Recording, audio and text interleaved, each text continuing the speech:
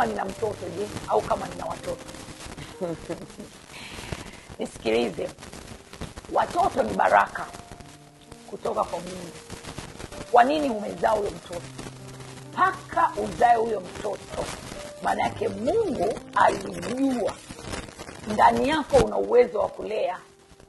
Kwa hiyo ukisema kwamba ninafanyaje na huyu mtoto, unakosea. Kwa hiyo watoto ni baraka. Ukisema kwamba shida ni mtoto, utakuwa unadanganya.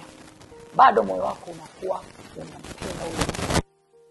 Lakini ukibeba nafasi ya kuwa mzazi, huwezi kumchukia mtoto kwa sababu anafanana naye eti, au kwa sababu kila kitu unalingana na mtoto wako, analingana naye.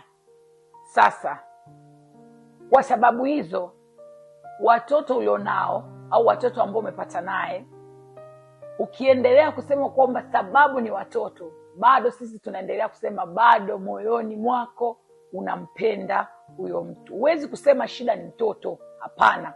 Ikiwa hujakataa kulea au hajakataa kumlea huyo mtoto. Wanaume wengi wana kawaida ya kulea watoto, lakini hawakulei wewe mama wa mtoto. Kwa hiyo usidanganyike na yale malezi ya mtoto ukajua kwamba mwanaume anakulea wewe, anakupenda. Kwa hiyo hilo lazima uangalie na unitathmini. Simama kwenye nafasi yako kama mwanamke, kama mzazi tu. Ni sawa na unaanza sasa kuanza kuhangaika kwenda sijui madawati ya kijinsia, kwenda kwa wakwe, sijui kwenda wapi, kwenda kutafuta msaada.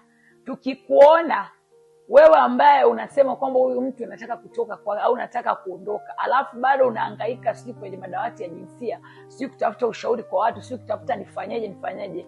Sisi tunachokijua tu ni kwamba tunaelewa moyoni mwako wewe unampenda sana huyo mtu na huwezi kumwacha, na huyo mtu atakuumiza asubuhi saa 6 na jioni, kwa sababu wewe unajificha tu, lakini ndani ya moyo wako unampenda. Kama nina mtoto je, au kama nina watoto?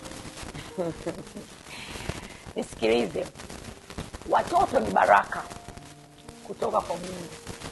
Kwa nini umezaa huyo mtoto? Mpaka uzae huyo mtoto, maana yake Mungu alijua ndani yako una uwezo wa kulea. Kwa hiyo ukisema kwamba ninafanyaje na huyu mtoto, unakosea. Kwa hiyo watoto ni baraka. Ukisema kwamba shida ni mtoto, utakuwa unadanganya.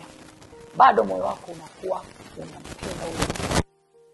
Lakini ukibeba nafasi ya kuwa mzazi, huwezi kumchukia mtoto kwa sababu